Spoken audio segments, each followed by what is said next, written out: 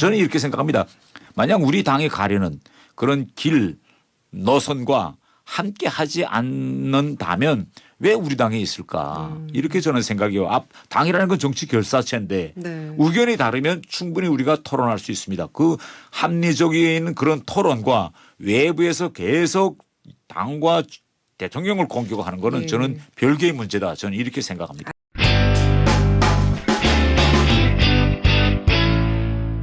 2022년 마지막 집중 인터뷰 이분을 스튜디오에 모셨습니다. 국민의힘 태영호 의원 나오셨습니다. 태 의원님 어서 오십시오. 예, 안녕하세요. 예, 반갑습니다. 안녕하십니까. 예. 자, 2022년 한 해가 마무리되는 시점에서 좀 특별하게 모셨습니다. 네, 예. 감사합니다. 예, 지난 한 해 소회 먼저 이야기해 주신다면요. 지난 한 해는 저 개인적으로도 매우 이제 그 의미 있는 해였다 이렇게 네. 봅니다. 우선 첫 번째로서는 정권 교체를 이뤄냈고 그 다음에 연이어 지방선거를 했는데 그렇죠. 몇 년 동안 저희 국민의힘 당이 지방 권력은 다 잃은 상태나 다름없었습니다. 네. 그런데 이번 지방선거를 통해서 상당한 부분의 이제 지방 권력을 다시 이제 저희들이 이제 차지했고 네. 이렇게 돼서 앞으로 중앙은 물론 지방까지 이제 하나의 국정 철학에 따라서 운영할 수 있는 그런 기반을 마련했다고 볼 수 예. 있고 그다음에 저 개인적으로는 올해에 제가 당의 국제관계위원회 위원장도 됐고 예. 그다음 국회 외교통일위원회 여당 여당 간사라도 간사도 됐습니다. 맡고 그래서 계시고. 특별히 올해에는 제가 해외 네. 또 이 외교와 관련한 활동들을 좀 많이 했는데요. 뭐 올해 한 해 그렇게 긴박하고 선거가 진행되고 선거가 끝나자마자 미국 그다음에 최근엔 또 일본, 지어 영국, 뭐 이집트, 터키 이런 거의 6개 나라들을 이제 방문하고 이래서 네네. 예, 대단히 바쁜 한 해였다 이렇게 말할 수 상당히 있겠습니다. 보람 있는 한 해를 보내신 것 네. 같아요. 네. 자, 지방선거도 이기셨고 내후년 총선은 느낌이 어떠세요? 지금 현재로서는 뭐 상황을 그렇게 긍정적으로만 이제 볼 수 없다. 저는 네. 이렇게 생각합니다. 내년도 총선은 쉽게 말하면 윤석열 정부의 국정에 대한 중간 평가나 같거든요. 그렇죠. 그러면 최근에 윤석열 대통령에 대한 지지율이 오르기 시작했지만은 이 정도 가지고는 저는 부족하다고 생각합니다. 윤석열 정부가 집권 시내에 세웠던 국정 과제들, 네. 국정 개혁 과제들을 빨리 이제 추진해서 내후년 우리가 2024년 총선 때는 정말 국민들로부터 정말 합리적인 그런 판단, 평가를 우리가 받아야 되는데 그러자면 좀 시간도 없고 예. 또 현실적으로 이제 국정 개혁 과제들을 이제 많이 진짜 밀고 나가야 될 그런 예. 이제 상황이 있다고 볼 수 있겠습니다. 의원님은 강남갑에서 다시 재선에 도전을 하실 생각이신 거죠? 예, 저는 뭐 그 당에서 공천만 예. 준다면 저는 다시 도전해야 된다고 생각하고 네. 저는 좀 이 한국의 일반 정치인들과는 좀 다른 그 정치적 목표가 있습니다. 예. 예. 어떤 목표입니까? 저는 정치를 하게 된 계기도 그렇고 내 정치의 목표는 저는 갈라진 우리 한반도 그다음에 갈라진 우리 민족을 하나로 이제 통일시키려는 네. 이런 목표를 가지고 있는데 이게 왜 정치인으로서 활동을 지속하는 게 중요한가 하면 이건 북한의 엘리트층, 네. 엘리트층 지도층을 이제 우리 쪽으로 이제 올 수 있도록 하는 데서 저같이 이북 출신이 예. 정치권에서 이제 활약하는 게 중요한데 지금 현재 북한의 엘리트층과 지도층은 어떤 생각을 하고 있는가 하면 네네. 앞으로 우리 한반도가 뭐 독일이나 네. 또 이전 동유럽 나라들처럼 체제 전환이 북한에서 일어나서 자유민주주의 체제 질서에서 하나로 됐을 때 네. 이전 정권에 몸담갔던 북한 정권에 몸담갔던 사람들이 배척당하고 불이익을 받고 이렇게 차별을 받지 않을까 이런 걱정들을 솔직히 내심으로 많이 합니다. 왜냐하면 북한 체제라는 거는 지금까지 이조봉건 사회에서 소련의 전체주의 시스템을 걸쳐서 공산권 제도가 들어왔기 때문에 네네. 시민의식이라는 게 북한에는 거의나 없고요. 언제 한 번도 민주주의 그런 제도나 과정을 한 번도 거치지 그렇죠. 못했습니다. 역사적으로. 예, 예. 그래서 항상 그들이 이번 정치 제도는 항상 배척, 숙청 뭐 이런 것만 봐왔는데 이렇게 한 번도 경험해 보지 못한 그들에게 자유민주주의가 어떻게 작동하고 법치가 어떻게 운영된다는 거를 알린다는 건 정말 힘든 일입니다. 예. 그런데 저는 북한 공직에 있던 사람이고 예. 그것도 또 최근까지는 북한 외교관에 있고 이런 사람이 제가 여기에 와서 대한민국이라는 우리 제도는 그 어떤 출신 배경이나 과거를 따지지 않고 현재만을 바라보고 대단히 우리는 차별하지 않는 이런 열린 사회, 네네. 이런 열린 정치 문화다라는 걸 북한 엘리트층에 보여주는 것이 앞으로 그들과 함께 나가는 데서 매우 중요하다. 저는 이렇게 생각합니다. 상당히 설득력 있는 말씀이셨습니다. 네. 예. 자, 그래서 현안 얘기 좀 해보겠습니다. 예. 이제 북한이 무인기를 이제 우리 영공으로 날려 보냈는데 일단 먼저 북한에 이렇게 무인기를 이렇게 날려 보냈던 이 의도는 뭐라고 보세요? 우선 첫째로 제가 이야기하고 싶은 건 이미 예견되었던 상황입니다. 이거 이게 뭐 갑자기 왔느냐 이건 아니에요. 왜 예견되었던 상황인가 하면 2014년에도 북한이 무인기가 들어왔었고 그때는 네. 뭐 일본 무인기 몇 대가 왔다 몇 대가 돌아갔는지는 모르지만 우리 영내에 떨어졌기 때문에 우리가 수거해서 직접 확인할 수 있었는데 지난해 2021년 1월 달 네. 북한에서 8차 당대회를 했습니다. 예.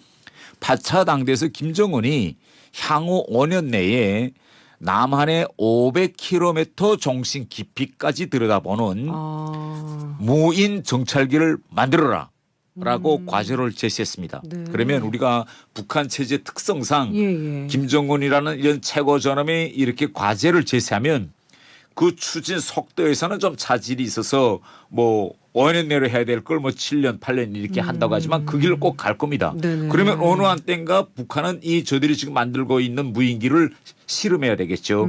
아마 이번에 내려왔던 무인기도 북한 내부에서는 아마 몇십 번 실험을 했을 겁니다. 그동안 여러 차례 다녀갔단 말씀이세요? 아니 북한 내부에서. 안에서는 그런데 이걸 현실적으로 실전에 확인해 보려면 반드시 우리 쪽으로 보내야 됩니다. 왜냐하면 과연 이러한 무인기를 2km, 3km 적응 비행했을 때 한국이 가지고 있는 지대공 방공망 시스템으로 격추가 가능한지.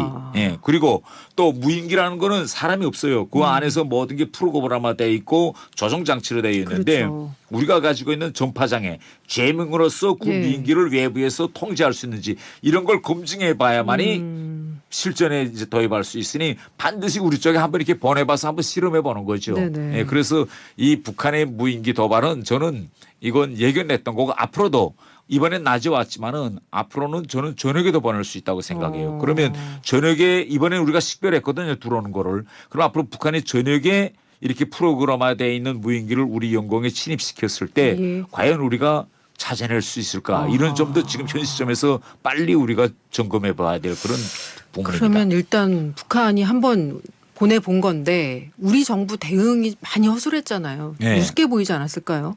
그 쉽게 이야기하면 우리뿐만 아니라 전 세계적으로 이렇게 2m짜리 무인기를 해당 국가의 그 어떤 영공에 이렇게 쿡 찌르듯 들어보냈을 때 그걸 여겨갈 수 있는 그런 방공망을 갖춘 나라는 이 세상에 없습니다. 없어요. 예, 너무나 이 크기가 작기 때문에 그렇죠. 이 2m 2m짜리가 우리가 한번 생각해서 2km, 3km, 지어 5km 상공에 떠 있을 때 그게 비행기인지 새인지 무슨 물체인지 우리가 식별이 안 됩니다. 예. 그리고 앞으로 북한도 이제 그 길까지 가겠는지는 모르겠지만 우리 같은 경우에는 무인기를 앞으로 스틸화하려고 합니다. 이러면 실제 레이더에도 포착 안 되는 이런 무인기가 많을 수 있고 그다음에 이번에 뭐 많은 분들이 왜 5대나 들어왔는데 그거 격추하지 못했느냐 이런 문제를 많이 제기하시더라고요. 그걸 격추하려면 휴전선 일대에 촘촘히 무인기 격추 여격 시스템을 배치해야 됩니다. 그런 기지를.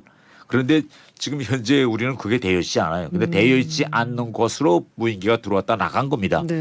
그러면 앞으로 우리가 치밀하게 조밀하게 이렇게 격추할 수 있는 방공 시설을 우리가 설치한다면 상당히 많은 시간과 또 예산이 투입될 겁니다. 그래서라도 해야 되겠죠. 그럼요. 예. 그걸 반드시 그건 이제 해야 되고 그다음에 마지막으로 제가 지적하고 싶은 거는 뭔가 하면 이런 상황이 올 수 있기 때문에 우리가 정상적으로 휴전선 일대에서는 군사 훈련을 해야 됩니다. 이런 걸 가상해 가지고. 그런데 2018년 9.19 합의서가 나온 이후 동쪽에서는 20, 서쪽에서는 40km 상황에서 비행 금지 구역을 설정했습니다. 그렇기 때문에 지난 2019년부터는 거의나 여기서 이런 실전에 대비한 연습이 한 번도 없었어요. 예, 예. 그러니까 연습이 안 하는 군대가 갑자기 이런 상황이 조성됐을 때 바로 대응해서 격추한다. 이거는 거의나 불가능합니다. 그래서 이번에 이걸 우리가 큰 교훈을 찾아야 한다. 저는 이렇게 생각합니다. 윤석열 대통령이 이제 확전을 각오하고 우리 무인기를 침투시켜라. 평화를 얻기 위해서는 압도적으로 우월한 전쟁 준비를 해야 한다.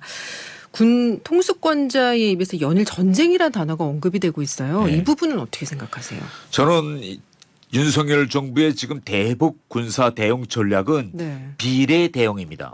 저는 아주 잘한다고 생각해요. 아하. 이 비례 대응인가 뭔가면 상대 측이 한 것만큼 내가 되돌려 준다 예, 이겁니다. 예. 그래서 비례 대응을 함으로써 북한에게 우리가 이 정도로 북한이 이번에 도발했잖아. 다스대 네네. 도발했는데 예. 이렇게 하면 반드시 남한 정부에서도 무인기를 북한에 들어보낸다라는 걸 우리가 끊임없이 북한에 알려야 합니다. 지난번 예. 울릉도를 향해서 북한이 미사일을 쐈거든요. 그렇죠. 그때도 비례 대응해서 북한 지역에 미사일을 우리가 쐈습니다. 네. 이번에 또 우리 무인기도 들어보고 그럼 다음번에 이게 자꾸 이런 비례 대응이 진행되면 북한으로서는 어떻게 그러면 이걸 할 때 북한은 또 생각할 겁니다. 이렇게 하면 윤석열 정부에서 딱같이 또 비례 대응을 할 건데 이번에 우리도 격추하지 못했지만 우리 무인기도 북한이 격추하지 못해서 그러면 북한이 미흡한 점도 우리가 들여다본 겁니다. 네네. 그러면 북한이 이런 길로 계속 갈 것인지 말 것인지 저는 고민하지 않을 수밖에 없다. 저는 이렇게 생각합니다. 예. 그런데 이제 군 통수권자의 어떻게 보면은 이제 사후 약방문 시 어떤 강경 발언들이 북한을 또 도발 의지를 더 자극하는 거 아니냐 또 이런 우려가 있거든요.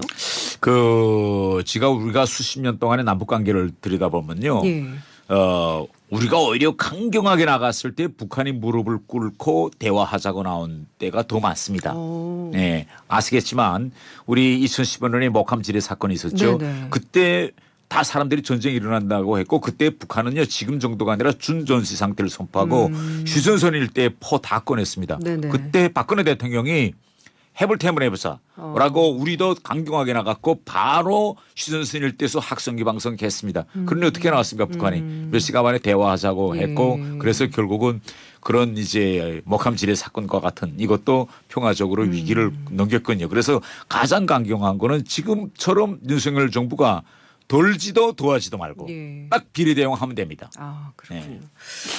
이번 이제 무인기 영공 침범을 두고 이제 회색지대 도발이라고 이제 하는데 북한이 이제 회색지대 도발 1순위로 꼽히는 게 사이버 공격이잖아요. 네, 그렇죠. 근데 얼마 전에 의원님 이제 의원실 비서 이름을 사칭한 그 해킹 조직의 메일이 또 뭐 태영호 의원실 비서입니다 이렇게 해서 이제 사례비 지급 의뢰서를 보내왔던 이 소행 이거 지금 어떻게 됐습니까? 그 경찰 조사는 일단 마무리를 했고 예. 그 중에 일부분들이 모르고 그걸 제가 보낸 메일인 줄 알고 열어보고 좀 피해를 입었다고 해요. 예. 그래서 이번에 이 사건을 경찰에서도 공개하고 저도 공개한 이유는 저하고 가깝게 같이 일하고 있는 지인들이나 전문가분들이 앞으로 저한테서 모여왔다 할 때는 제가 그분들에게 알리지 않는 한 북한이 이제 앞으로 이런 일을 계속할 겁니다. 근데 절대 안 하도록 경고성 차원 목적도 있고 최근 한 몇 년간 북한이 이 해커들 그다음에 이 사이버 공간에서의 도발과 그 수법 대단히 정교해지고 있습니다. 아시겠지만요. 다 들으셨겠지만 최근에 북한이 어떤 수법까지 쓰고 있는가 하면 남한에서 얻은 정보 또 남한의 그 어떤 사람에게 지불해야 될 그런 자금 이걸 지금까지 북한은 평양에서부터 날라왔어요. 여기까지. 그런데 지금은 그것이 아니라 이 가상 공간에서 비트코인과 같은 이런 과상화폐를 도둑질해서 여기다 보관하고 있다가 바로 여기서 바로 지불하는 것 같은 이런 행위들도 하고 최근 이제 유엔에서 발표한 자라면 전 세계 은행들을 뚫고 들어가서 정말 수억 불에 해당한 막대한 자금도 갈취했다 이렇게 지금 나오고 있기 때문에 이거는 우리 한국 혼자서만 해도 안 되고 정말 한국이나 미국, 일본과 같은 이런 민주주의 국가들이 이제는 이 북한의 이 사이버 공간에서의 불법 활동을 공동으로 차단하기 위한 그런 기구 같은 것도 저는 내와야 된다고 생각합니다. 지금 현재 우리나라의 이 사이버 범죄 관련한 뭐 예방이나 단속 이건 어떤 것 같으세요? 북한의 수법에 비해서는 대단히 좀 위협합니다. 그래서 저 같은 사람은 이제라도 빨리 대통령실을 중심으로 해서 그 밑에 국정원과 예. 또 국정원이 가지고 있는 역량 가지고는 이거 지금 국정원이 뭐 사이버 이거 저 방어벽처럼 역할을 하는데 국정원의 역량으로는 부족하니 민간 기업들과 협업해 가지고 국가적인 그런 반사이버 이 방어벽과 같은 이런 시스템을 만들어야 된다고 저는 생각합니다. 예. 또 이 얘기도 지금 이슈예요. 이제 중국 비밀 경찰 이 의혹. 이제 스페인의 한 시민단체에서 전 세계 50개국의 100여 곳의 비밀 경찰이 이제 위장으로 지금 운영이 되고 있다 이런 의혹을 제기를 한 건데 우리나라에도 있다 이런 의혹이 불거졌잖아요. 그러니까 처음에는 뭐 강남의 한 중식당이었는데 이제 송파에 있는 뭐 동방명주라는 중식당이라면서요. 어제 이제 그 대표는 기자회견을 통해서 연루 의혹 사실상 부인했는데 이 의혹의 진위 태 의원님은 어떻게 파악하고 계세요? 이 국가들 간의 이 관계에서 대단히 심각한 문제입니다. 네네. 네, 만일 중국이 진짜 비밀 경찰서를 우리나라에서 식당이든 무슨 기업의 명명이든 이런 걸 비밀리에 운영했다는 건 이건 정말 양국 간의 큰 외교적인 분쟁 소지로 이제 네. 번져질 이런 그 얘기고요. 그러나 현재 이 사건은 지금 방첩에서 수사 중인 사건이기 때문에 네. 수사 결과가 아직 나오지 않았습니다. 그래서 좀 더 지켜봐야 된다라는 걸 이제 말씀드리고 싶고 예. 이런 사건 같은 거는 통상 구체적으로 당국의 수사 결과가 나오기 전까지는 뭐 외부에서 언론이나 이런 데서 뭐 그 어느 식당이 경찰서였다 뭐 어느 회사 몇 층 몇 건물에서 어떤 일이 있었다라고 예단하는 네. 이런 거는 좀 피했으면 좋겠다 이렇게 예. 하고 좀 우리가 차분하게 지금 당국에서 수사하고 있으니 네네. 좀 지켜봐 주었으면 하는 생각을 일단 가지고 있습니다. 우리나라는 이제 수사 중이니까 조금 더 봐야겠지만 그러니까 네. 중국이 해외에 이런 조직들을 심어놓는 이유는 뭐라고 보세요? 그 일반적으로 중국이든 네. 또 북한도 다 같죠. 예. 예, 공산 국가들은 체제 특징상 해외에 나가 있는 자국 국민을 관리하는 이런 시스템이 되어 있습니다. 네네. 북한 같은 경우에도 해외에 대사관들이 있지만은 보위원 시스템을 낳아서 그들의 사상, 동향, 일거일투족을 감시하거든요. 네. 중국도 이제 그런 시스템화 되어 있기 때문에 당연히 이제 중국도 해외에 그런 비밀 경찰서들을 운영하고 있을 겁니다. 예. 사실상 이게 이제 우리나라에 있다면 주권 침해 행위와도 다름없는데 네. 우리 정부가 좀 소극적인 거 아닌가 또 이런 생각도 들거든요. 예. 글쎄 이게 서국적인지 아니면 우리 정부도 알고 있으면서 지금까지 이 지켜보고 있었는지 그거는 뭐 이제 수사 결과가 좀 더 나와야 되는 이런 이제 상황이고 네네. 현재 우리 외교부의 공식 입장도 예, 예. 아직 수사 결과가 나오지 않았기 때문에 예, 공식 코멘트나 입장이 여기에 대해서는 없는 것으로 알고 그렇군요. 있습니다. 좀 특이했던 게 이제 비밀 경찰서가 아닌 이유를 어제는 구체적으로 제시는 하지 않고 예. 다시 내일 기자회견을 예. 통해서 이제 예. 참석 유료 입장료를 예, 3만 원씩 내라. 참석자도 100명으로 제한하겠다. 예. 이거 어떻게 봐야 됩니까? 저도 아주 그걸 보면서 예. 자기의 정정당당함을 밝히려면 정말 모든 언론들 다 초청해 가지고 자기의 억울함을 네네. 그런 호소해야 되는데 그것마저도 유료 입장권 예, 뭐 예. 판매 형식으로 예. 이렇게 하고 뭐 100명으로 인원을 제한하고 저는 어제 왜 그 식당 주인이 그런 식으로 이 문제를 접근하는지 저는 이해가 되지 않은 그런 상황입니다. 예, 그렇군요. 예, 알겠습니다. 우리 정부가 공개한 그 한국판 인태 전략에 대해서는 어떻게 평가하세요? 저는 이번에 어제 우리 정부가 어제 발표했죠. 네. 그만큼 우리나라가 이제는 커졌다는 겁니다.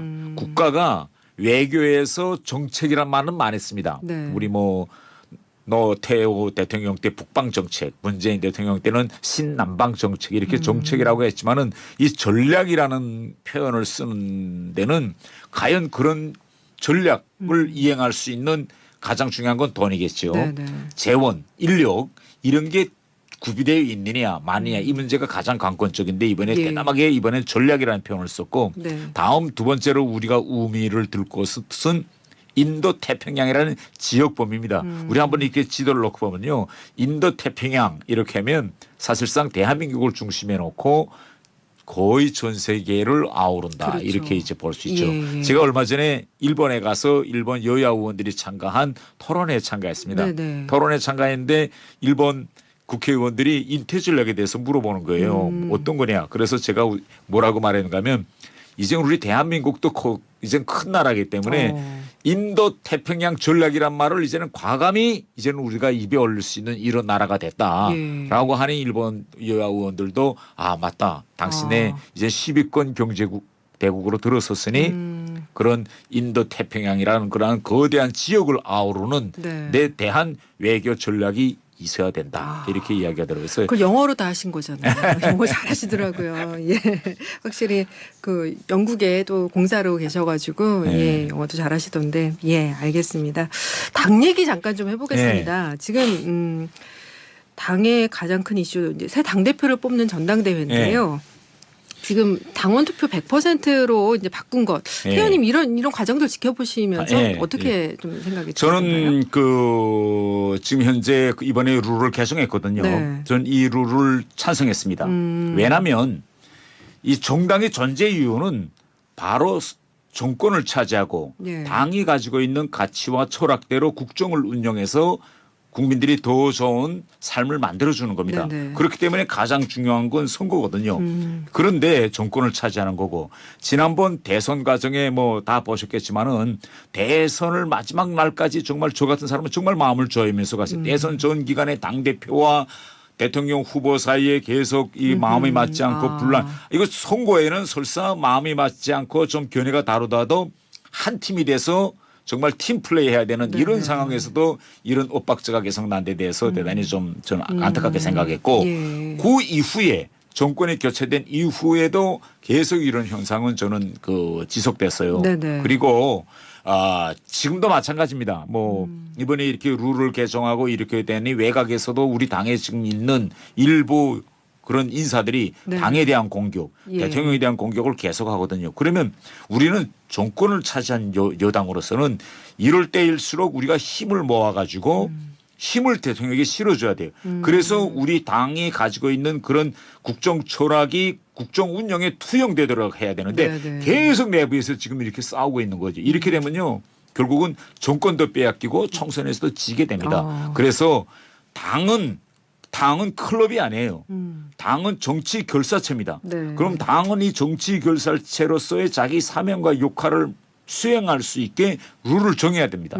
그래서 만약 이전의 룰이 정치 결사체로서의 우리 당의 모습을 만들지 못했다면 이제라도 늦지 않았으니 빨리 이런 모습을 우리가 되찾아오는 게 저는 아주 중요한 과정이었다 이렇게 생각합니다. 근데 어제는 또 이제 조강특위가 사고당협 조직위원장 인선 이 과정에서 이제 비윤계 이준석계 속가내기 아니냐 또 이런 논란도 있었어요. 사실 의원님 같은 경우에는 이제 나만의 연고가 없으시기 때문에 뭐 사실 제일 자유로우신 입장이시잖아요. 예, 어떻게 보셨어요?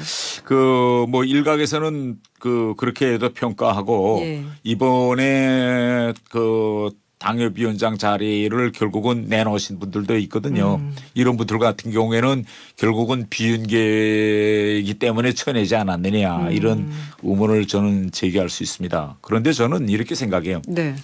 그런 이제 불만, 항의를 제기하기 전에 본의를 한번 좀 돌이켜보면 어떨까. 윤석열 정부가 솔직히 지난 대선에서 0.73이라는 정말 간신히 정권을 잡았습니다. 간신히 정권을 잡아가지고 이렇게 할 일도 많은데 이번에 솔직히 자리를 내놓으신 이런 분들을 보면 결국은 윤석열 정부와 결을 같이 하지 않는 이런 이제 분들이었거든요. 저는 이렇게 생각합니다. 만약 우리 당이 가려는 그런 길, 노선과 함께 하지 않는다면 왜 우리 당에 있을까 이렇게 저는 생각해요. 당이라는 건 정치 결사체인데 의견이 다르면 충분히 우리가 토론할 수 있습니다. 그 합리적인 그런 토론과 외부에서 계속 당과 대통령을 공격하는 거는 저는 별개의 문제다. 저는 이렇게 생각합니다. 알겠습니다. 예, 오늘은 여기까지 말씀 나누겠습니다. 감사합니다. 의원님 새해 복 많이 받으십시오. 건강하십시오. 국민의힘 태영호 의원이었습니다.